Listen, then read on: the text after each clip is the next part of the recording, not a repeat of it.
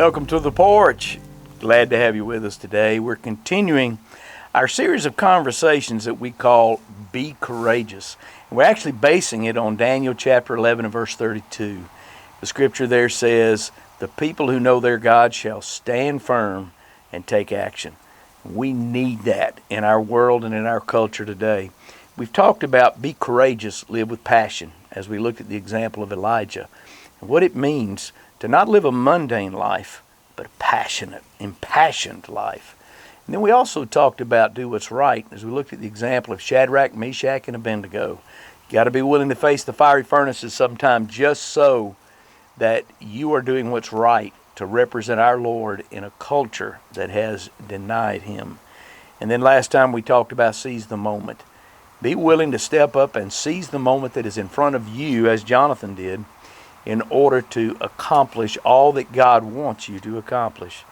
But today we're going to talk a little bit about be courageous, face your giant. You know, as we emerge from this virus and as we deal with a culture that is given now to ethnicity and to violence, we need people to stand up. We're facing overwhelming situations. And we're all going to face them. We're going to face those moments when we're overwhelmed. The giants, if you would, of this world. And how do you do that? What do you do to handle that? And that's what we want to talk about today. Every giant that you face is going to introduce you to some portion of yourself. A crisis, these overwhelming moments, don't make us, but they reveal in many ways what we already are. We need giants to come to grips with who God is and what He wants to do in our lives. I don't think any church or individual has ever achieved greatness without somewhere, somehow, facing and overcoming a great obstacle. People in churches who achieved giant results had to defeat their giants in order to be able to get there. A book written not too long ago entitled Cradles of Eminence followed 413 effective people for 5 years to see if there was a common thread that made these people great. And the common thread that was discovered was this: they all faced unbelievable obstacles and overcame them. Booker T. Washington, the famous African-American thinker, once said, "Judge success by what you overcame to get there." Giants are often tools by which God fashions us for bigger things. You are going to face the giants of overwhelming situations. It's going to happen. And as you face them, what do you do about them? Today we're going to look at the example of David facing the giant Goliath. In fact, let me kind of give you a little overview. 1 Samuel chapter 17 is where we'll be having our conversation today. And it starts in verse 22 and says, "And David left the things in charge of the keeper of the baggage and ran to the ranks and went and greeted his brothers." Now, you got to understand, the army of Israel is facing the army of the Philistines. Philistines are ticked off. Jonathan led this great defeat of them. Now they've gathered their forces, they've come back, and at the forefront of this army of Philistines is their champion Goliath. The scripture says, as David talked with them, behold, the champion of the Philistines of Gath, Goliath by name, came up out of the ranks of the Philistines and spoke the same words as before. He's trash talking the army of Israel. And David heard him, the scripture says in verse 23, and then in verse 24, all the men of Israel, when they saw the man, fled from him and were much afraid. And the men of Israel said, "Have you seen this man who's come up? Surely he's come up to defy Israel, and the king will enrich the man who kills him with great riches, and will give him his daughter, and make his father's house free in Israel." And then verse 40 of 1 Samuel 17 says, "Then he took his staff in his hand and chose 5 smooth stones." This is David. "From the brook, and put them in his shepherd's pouch. His sling was in his hand, and he approached the Philistine." So here David now moves toward the Philistine, and he basically announces to Goliath, God's going to deliver you into my hands. It's going to happen. It's going to take place. Today I want us to look together at what it takes to trust God when we're dealing with an overwhelming moment. What can we do to be a giant killer? And now, when you're overwhelmed and when you're facing an overwhelming moment, the temptation is going one of two directions. You either blame God like the army of Israel and you become a loser, or you trust God like David and you become a conqueror. David is one man representing an entire army when he goes on the battlefield to take on Goliath. And that was a common practice in that day. You see, in that day, many times, armies who are facing each other would decide, let's don't devastate each other here and create a horrible situation. You send your champion out, I'll send my champion out. They'll do battle together. Whichever champion wins basically means then the army represented by the winning champion is the victor. The other army is then enslaved, and they were actually taken as a slave. Goliath represents the entire army of Israel, the entire army of the Philistines facing the entire army of Israel. And it's important to understand when you face an overwhelming situation, your giant is seldom going to be alone. They represent so much more. And so when you handle that overwhelming situation that you're dealing with, you're also going to face a myriad of issues that will need to be handled. So how do you do this? How do you face your overwhelming situation? I want you to notice that there are 10 steps you must take to defeat your giant. Now, let me just share with you. This is my checklist that I work through whenever I'm facing a situation that seems beyond overwhelming to me, that is challenging to me when I'm in the midst of an overwhelming moment. These are the steps that I work my way through using David as the example. All right, let's look at it together. 10 steps that you have to take to defeat your giant. Step number 1, remain faithful in the small things. Remain faithful in the small things. 1 Samuel chapter 17, verse 14, it says, David was the youngest. The 3 eldest followed Saul, but David went back and forth from Saul to feed his father's sheep at Bethlehem. So here, David's 3 older brothers are actually in the midst of the battle. They're in the army of Israel. They're being led by Saul to engage the army of the Philistines that are trying to advance into the territory of Israel. David's watching the family business. He's taking care of the sheep back in Bethlehem, and he's coming back and forth between watching the sheep and the front lines of the battle to see exactly what's taking place. Well, then in verses 16 through 19, we see that Saul and his army facing the Philistines are actually cowered down. Jesse, David's father, has sent David to his brothers with food for his brothers and their commanding officer. And so David just steps up to be obedient in small things here. Just do what his dad's telling him. In verse 20, it says, And David rose early in the morning and left the sheep with the keeper and took the provisions, the food, and went as Jesse had commanded him. Just like his dad said, David goes to do it. And he came to the encampment as the host was going out to the battle line, shouting the war cry. And so now Israel, the army of Israel's gotten all suited up. They're going out to the front lines of the battle. They're shouting. They're trash talking. I mean, it's just going crazy. I mean, it's kind of like a football team in the locker room. They're shouting and they're going crazy. And I mean, they're high fiving each other and doing all this stuff. And they run out to the football field, and then they turn around and run back to the locker room. That's exactly what the army of Israel was doing. They're getting all suited up, shouting, trash talking, going out the battlefield, and then going, oh, look how big Goliath is. And then they go running back to their tents. Let me give you some observations here. David is being faithful in the small task that he's being given. This army is being unfaithful in the big task that God has given them. Leaders rise to the top because those who are at the top often aren't doing what they're supposed to do. Let me tell you something. Up front, your Goliath is not going away. For 40 days, he kept coming back and saying the same thing over and over again. God was looking for someone who would be faithful in the small things to trust him with something bigger. It's kind of like the fellow that was traveling. He drove into town and looking for a good place to eat lunch. He saw a farmer sitting on the porch of his farmhouse. He goes driving up, asks where a good restaurant is. The farmer told him, and the fellow thought, well, I'll look around a little bit while I'm here. And he asked the farmer, he said, now, were any famous people born in this town? The farmer looked back at him and said, nope, only babies. Well, sometimes those babies become leaders and become heroes. David was looked at as just a kid. Just a kid, that's all. But he rose to the occasion. The measure of success is not whether you have a tough problem to deal with. It's whether or not you're willing to deal with it. Let me tell you something. Please, you listen to me now. If you're dealing with the same Goliath, the same giant that you're dealing with this time last year, then you got a problem. Post-virus, as we emerge as a people, we need to face our Goliaths and deal with them so we won't be having to deal with them a year from now. Giants are overcome by people who stay faithful in the small things, because the small things matter. All right.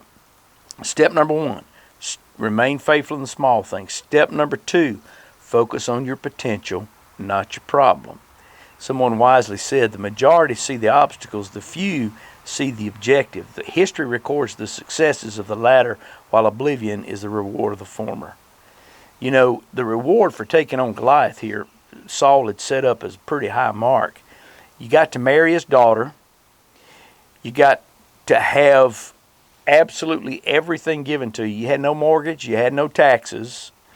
You would inherit the king's wealth. Now, David had already been anointed as the king, but the wealth of Saul would go to the person that defeated Goliath.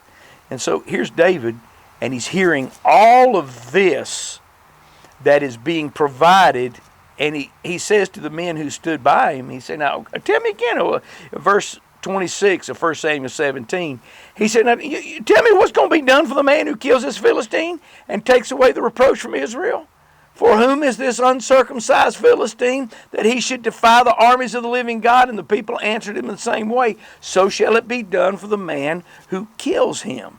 In other words, this is what the king's going to do. David is looking at the potential, then the problem.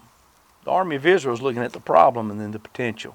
Listen, those who overcome their overwhelming moments see other things that others don't see. Did the army know about the reward? Absolutely. They told David about it. They knew about what was going on. Let me tell you, the reason you may not be conquering your overwhelming situation is because you fear the problem and the situation more than you want the reward of conquering it. There are 2 emotions that you're going to have to deal with every time you face an overwhelming situation. Number 1, fear, and number 2, courage. Now, you need to understand something. One is not present at the absence of the other. You seldom see a person that has all of one and none of the other. You got all fear, you're dysfunctional. You got all courage, you're foolish. And so, to face your giant, to face your overwhelming situation, you have to let your courage be greater than your fear. You see, the army saw Goliath. David saw God. The army saw the problem. David saw the potential. And as David hears the reward, his courage begins to increase over his fear. You got to be willing to take a risk, folks. We're living in the middle of a Goliath culture right now. Our culture is enamored with political correctness. We are dominated by what I believe in many ways is an inappropriate response to a virus. We are dominated by ethnicity, and we are dominated by violence. Those are massive, massive giants that we as Christians are going to have to face.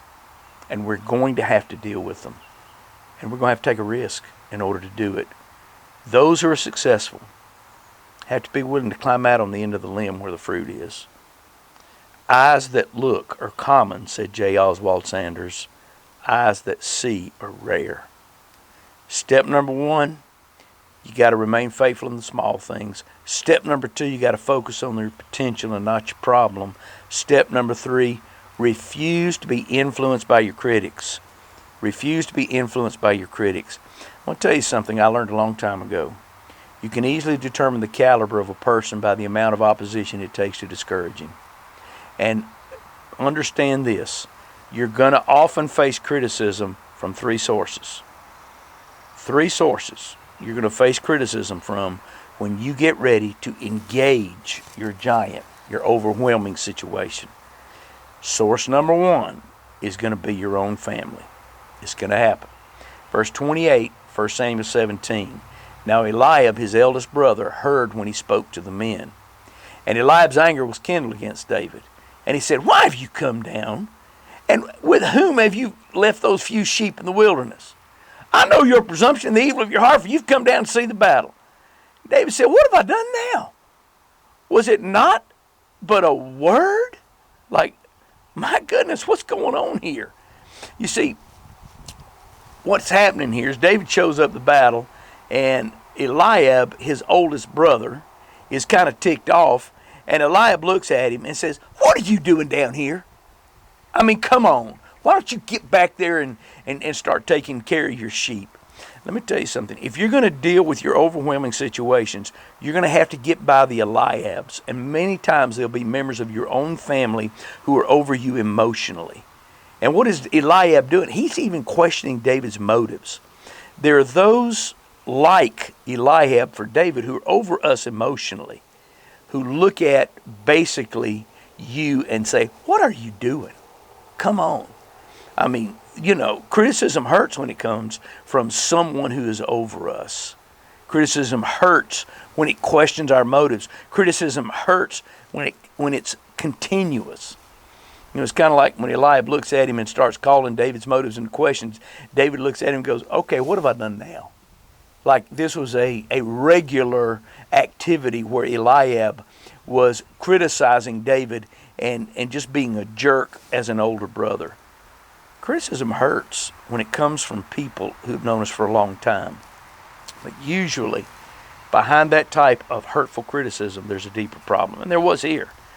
Eliab's ticked off. And the reason he's ticked off is because when Samuel came to pick out the king from Jesse's sons, he overlooked the oldest son, Eliab, and went to the youngest son, David. And David was anointed the king. You know, he's jealous. He's jealous of David, and it shows. And so therefore he challenges David when David is willing to face the giant of an overwhelming situation. You know, in churches at times, I've been around people who wanted to be king. And it's sad. Because whenever the church gets ready to face a challenging situation, often they will rise up and call into question those who are willing to impact and face the giants of the culture and the community around them. So the Eliabs are not the only critics that you're going to have to work past. There'll be your own family. The second group of critics you're going to have to deal with are other leaders. Verse 31 says, when the words that David spoke were heard, they repeated them before Saul. So the king hears it now. And he sent for him. So Saul sends for David. And David said to Saul, let no man's heart fail because of this giant, because of him. Your servant will go and fight with this Philistine. David said, I'll go take care of business here. I'll get this done. And Saul said to David, you're not able to go against this Philistine to fight with him. You're just a kid, for you're but a youth, Saul said. And this Philistine, Goliath, he's been a man of war from his youth. He's been in their school of warfare. He's been trained. He's been taught. He knows all of the strategies. He knows everything. His body is conditioned. And you're a kid. You can't handle him. There's no way. You see, often you're not only going to face criticism from those who are over you emotionally, but who are over you positionally, as Saul is. Petty, jealous person often looks at those who are under him positionally with envy. And Saul is. Saul didn't want David to be the king. He wanted to stay the king the rest of his life and turn it over to his oldest son, Jonathan. But God said, no, that's not going to happen. Listen, I learned this a long time ago. A critic is one who points out how imperfectly other people do what the critic is not willing to do at all. Neither Eliab nor Saul were out facing down this overwhelming situation, out facing down this Goliath. But David was willing to do it. But he's going to have to move past his critics. And the critics of his own family, the critics of other leaders, and the critics and the criticism of those who have superior ability. You see, in verse 41 it says, and the Philistine moved forward and came near to David with his shield bearer in front of him. And when the Philistine looked and saw David, he disdained him, for he was but a youth, ruddy and handsome in appearance. That word ruddy means redheaded. All you redheaded people, take heart. David was redheaded. He was a youth. He was a kid. He was handsome in appearance. We're talking about Opie Taylor here facing a giant. That's basically what's taking place. And this giant, Goliath looks at Opie, David, and he says, "Who in the world are you?" Verse 43, the Philistine said to David, "Am I a dog that you come to me with sticks?" And the Philistine cursed David by his gods. The Philistine said to David, "You come out here to me, and I will give your flesh to the birds of the air and to the beasts of the field. I'm going to kick your bottom," is what Goliath says to David. "And I am going to make mincemeat out of you." Listen, if you're going to face your overwhelming situations, you're going to have to get past the Goliaths. You're going to have to face them. And a lot of times it'll be those that have much more ability than you ever thought of having. Critics create solution pollution. They pollute every solution you try. David said, "Everybody's telling me I can't make it." But he still believed. Listen, every person who has never faced their overwhelming situation, who has never killed a giant, will tell you that it's impossible. Criticism is one of the greatest giants you'll ever face. Believe me, as a pastor, I've heard it continuously. "Well, Pastor, you can't do that. That's not possible. Our church can't handle that. Our church isn't going to be able to do that." Listen, don't be a loser in life. I'm not going to stop the train for wimpy people who don't want to go. And Paul said, "Get John Mark out of here. He's not willing to go with us." So listen to me. Move past the criticism. Suck it up and face your giant. Face your own overwhelming situation. It's the only way you'll keep it from being a giant that stops you. So, step number 1, remain faithful in the small things. Step number 2, focus on the potential, not the problem. Step number 3, refuse to be influenced by your critics. Step number 4, refuse, listen to me now, refuse to be intimidated by your situation. The Israelite army cowered in fear. I mean, they had legitimate reasons for their anxiety. Goliath was the most fierce and powerful opponent they had ever seen. But David wanted to know who this was that defied the armies of the living God. Because you see, David had confidence not only in God, but confidence in what God could do through him. Verse 32, David said to Saul, "Let no man's heart fail because of him," because of Goliath. "Your servant will go and fight with this Philistine." Listen, our giants are going to challenge us. When our giants become aggressive, it's going to be an overwhelming situation. Goliath came out every day for 41 days and challenged the army of Israel. And our Goliaths often have a reputation. I mean, my goodness, Goliath was the big boy on the block, you know, and people love to tell you about your giants whenever you're getting ready to face them. And the problem with our giants is if you don't deal with them, they're going to continually show up. I mean, giants just don't go away. Every day for 41 days, Goliath was coming out talking his trash. Our giants will keep defeating us psychologically if we don't face them. If you don't deal with your overwhelming situation, it is going to end up defining you. And that's what was happening to the army of Israel. Goliath was defining the army and defeating them psychologically. And what's going to happen is, just get ready for it. When you get ready to face your overwhelming situation, others that are on your side are going to be afraid. And they're going to cower. And they're going to run. We come together and never deal with the giant, then the giant wins. The army of Israel is doing war whoops every day and then going back to their tents. Avoiding your giant does not make it go away. Avoiding your overwhelming situation does not make it go away. The longer you put it off, the harder it is to get it on. I want you to listen to, draw up close and hear what I'm going to say. I believe that right now, as Christians, we're facing the greatest giants we have ever faced in my lifetime. And I believe in the lifetime of the church in America. And if we refuse to deal with the issues that are being laid at our feet, if we refuse to deal with these giants with courage and with biblical truth, they will end up defining the church, and the church will stop being the church, and Christians will lose their influence. We're living in the midst of a Goliath culture right now that is cramming political correctness down our throats and demanding that we acquiesce and do exactly what they say we should do and be exactly who they say we should be. We are being hammered with a political correct response to this virus. You listen to me and listen carefully. This virus will not define who I am as a Christian, and it should not define who you are as a Christian. Listen, if you choose to protect yourself, to wear a mask, to social distance, to shelter in place, God bless you. That is your choice. But if you choose not to, God bless you. That is your choice. Our role as a church is to give people the freedom to choose so that they can respond to truth or not respond to truth. The second Goliath that is taking place in our world today that we have to face is the violence of people who refuse to live by the rule of law. It is wrong. And I don't care what excuse they use. I don't care if they feel that they have been in some way treated wrongly by this culture. It is never right to do wrong. It is never right to take by violence that which is not yours.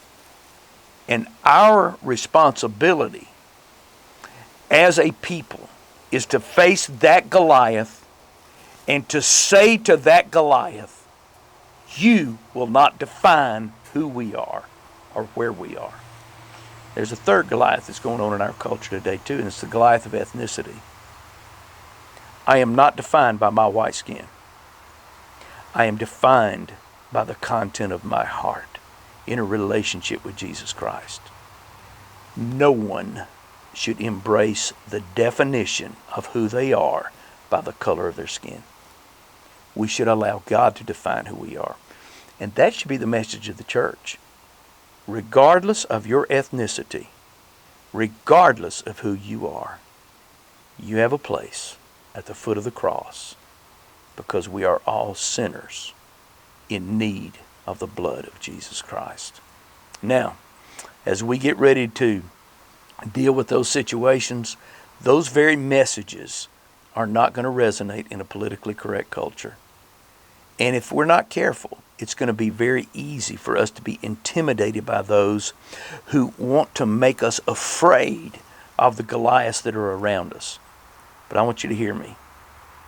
As leaders, whether you're a leader of your own family, whether you're a leader of a business, whether you're the leader of a church, whatever you're a leader of, you cannot fear the giants.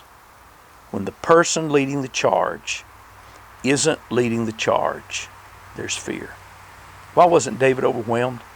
Because he had exactly what we need to face the giants in our transition as we emerge from this virus and as we emerge from the violence and the ethnicity that is taking over our culture. He had a passion for God to be honored. He had a passion and was indignant when God was not honored. And I'm going to tell you something, Christians, we should feel the same way. One reason we're in the mess that we're in as a culture and as a nation is because we kicked God out of our institutions. And we told God, we don't have a place for you anymore. We ought to be impassioned about that. And we ought to confront that Goliath with passion. David had a passion for God to be honored. He had a desire for the reward. You and I should have that same desire. My desire is to hear the words, well done, good and faithful servant. You represented me well in the midst of a culture that refused to honor me. And I'm going to tell you something else David had too that we need. And that is a confidence in God and himself. Both confidences are needed. Confidence in God and a confidence in yourself. That's why you pray and act. So step number 4, refuse to be intimidated by your situation.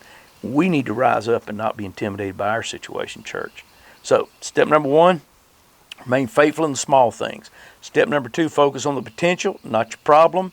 Step number 3, refuse to be influenced by your critics. Step number 4, refuse to be intimidated by your situation. Step number 5, remember your past successes.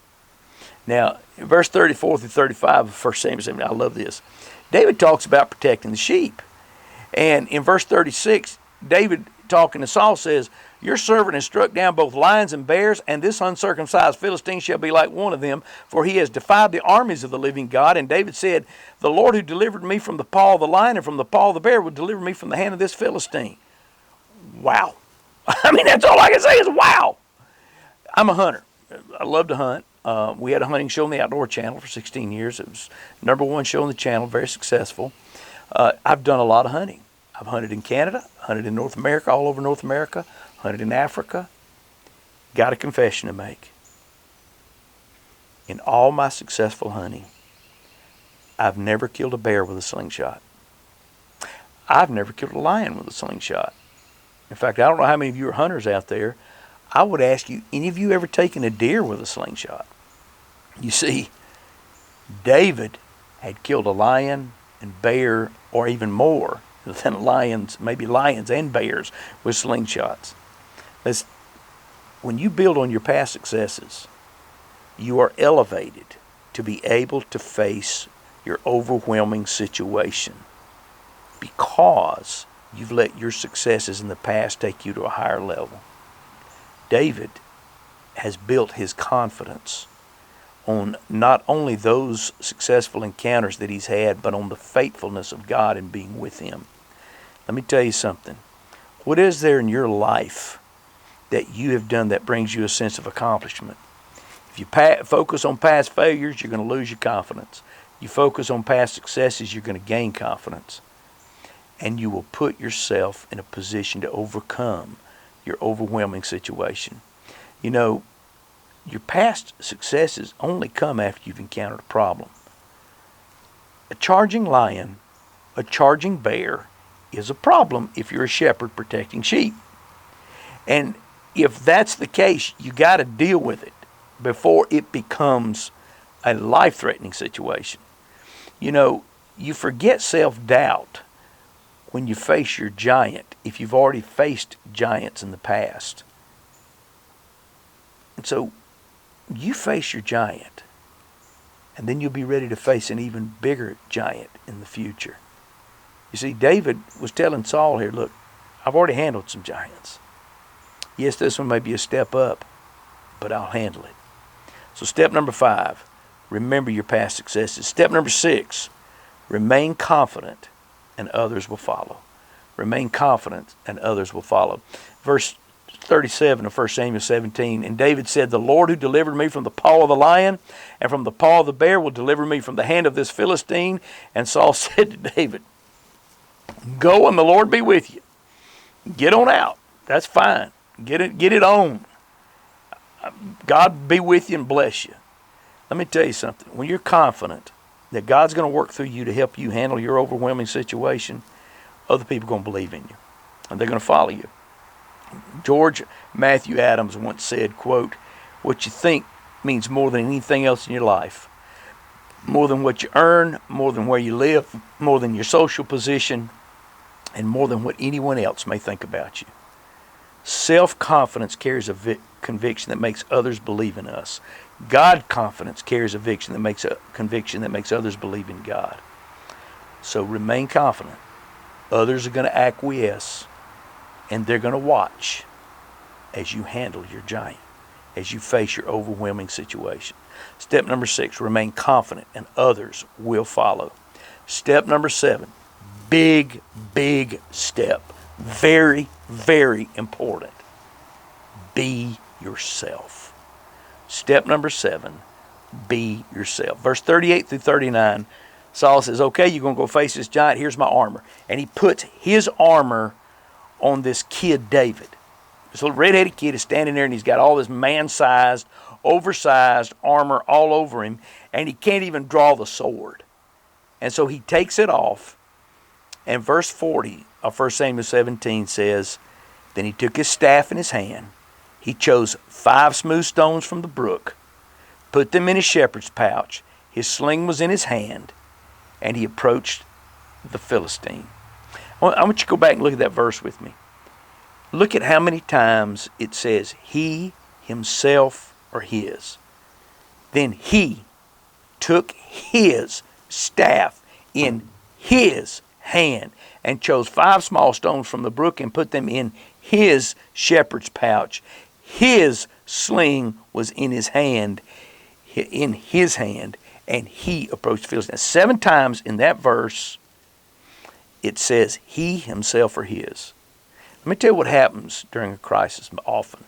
When you're facing an overwhelming situation, people will often try to make you like them. You will never defeat the giants in your life and your overwhelming situations if you try to copy somebody else. You be yourself. And you will never overcome your overwhelming situation using the fleshly weapons of Saul's armor. You can't take somebody else's tools of warfare and engage in the warfare with your giant, with your overwhelming situation. God only expects us to use what we have to overcome our giants. He never asks me to take what I don't have. He says simply, be yourself. Step number 7, be yourself. Step number 8. All right, you ready? Very important. This underlines everything you're doing as you face your overwhelming situation. Stay committed to the greater cause. Stay committed to the greater cause. You see, David saw this challenge as being more than just a battle with a 9-foot or 10-foot guy.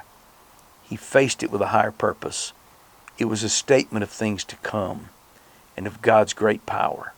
Verse 45, 1 Samuel 17. Then David said to the Philistine, you come to me with a sword and with a spear and with a javelin, but I come to you in the name of the Lord of hosts, the God of the armies of Israel, whom you have defied. And this day, David says to Goliath, the Lord will deliver you into my hand, and I will strike you down and cut off your head.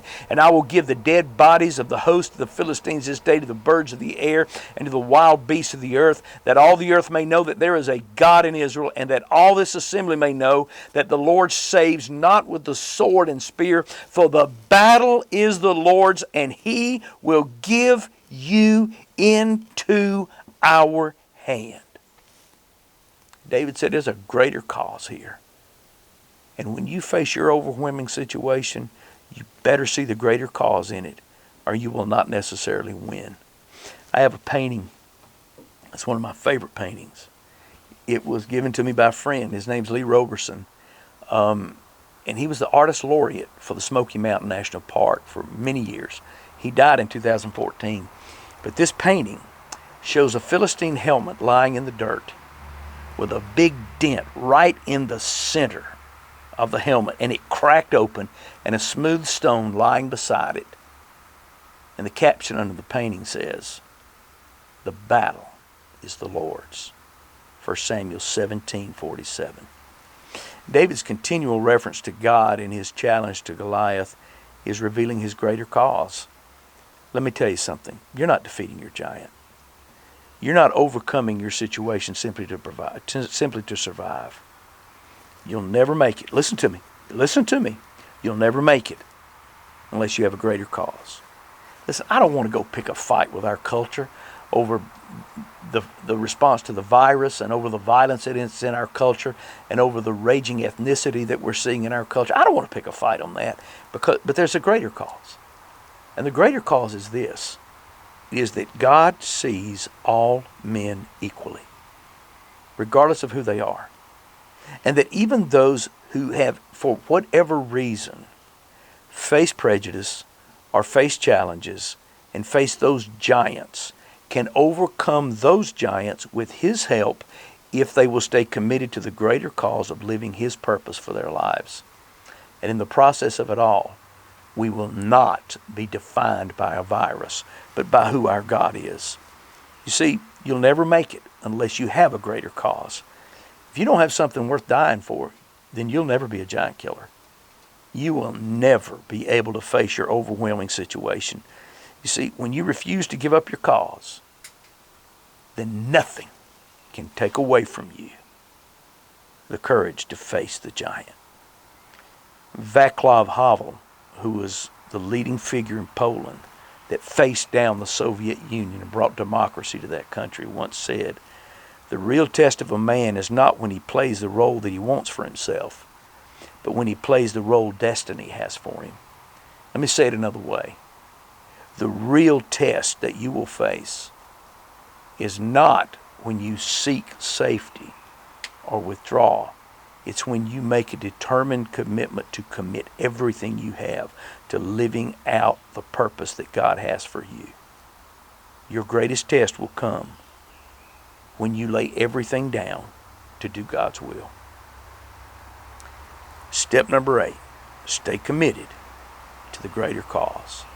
Step number 9, run to, not from the challenge. Run to, not from the challenge. The first step to facing your giant, to facing your overwhelming situation, to facing your problem is to begin, not wait. In fact, 1 Samuel 17:48 says, when the Philistine rose and came and drew near to meet David, listen to this, David ran quickly toward the battle line to meet the Philistine. This little red-headed boy is running toward this massive warrior on the battlefield. David is eager to get it on. Listen, overcomers are inspired to face their challenge because they're eager to win the victory. They don't walk to the battle line, they run. You can judge the size of a person by the size of the problem he or she is willing to face, by the size of the overwhelming situation they're willing to get in the middle of. In fact, I find it interesting, the scripture says that as David advanced toward Goliath, he chose 5 smooth stones from the brook and put them in his shepherd's pouch. He puts 1 stone in his slingshot and he cocks it and he gets ready. But why 5 smooth stones? Listen to me. Goliath had 4 brothers. And David is ready to whip every one of them. David was certain of victory, but he also knew that it might well take repeated attempts.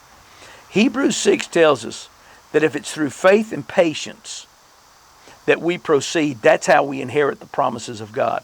Though the battle may be long in your life, the victory's certain. It's all according to how you look at it. And whether you see you as doing God's bidding or just doing your own. See what I love about this? Let me tell you what I love about it. The army is looking at this situation, and they're looking at Goliath. They're going, "Oh no, he is so much bigger than we are." David's got a slingshot cocked, running toward Goliath, going, "My goodness, look at this dude. He is so much smaller than God." And the army's cowering back, and they're looking at the situation, and they're going, "Oh no, look at this dude. He is too big to hit." And David's going, "Look at this dude. He's too big to miss." You see, David knew victory was his, because he was completely, totally, absolutely, and emphatically trusting God. Now, how are you going to handle the overwhelming situations in your life? How are you going to deal with the Goliaths that you face?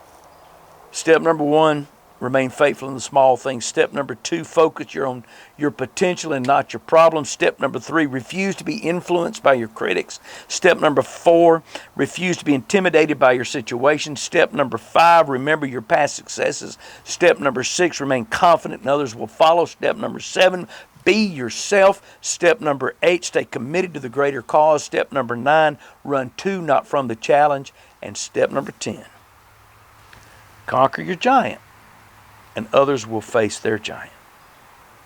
Conquer your giant and others will face theirs. The first sign of a crisis, when you have a major problem and no one else is trying to help you solve it, and you know it's an overwhelming situation because nobody else wants to touch it. The army runs to its tent. They're hiding in their tents, and David advances alone on the battlefield, running toward Goliath. Verse 49, David put his hand in his bag and he took out a stone. He cocked his slingshot and slung it and struck the Philistine on his forehead, and the stone sank into his forehead, and he fell on his face to the ground. So David prevailed, verse 50, over the Philistine with a sling and with a stone, and struck the Philistine and killed him. There was no sword in the hand of David. David is facing a trained warrior who is probably no telling how many times his size, who comes at him with a sword, a javelin, and a spear. David's got a slingshot and a rock, and he kills him. And David doesn't even have a sword in his hand. Verse 50. And then verse 51. Then David ran and stood over the Philistine. He's standing over Goliath. He takes Goliath's sword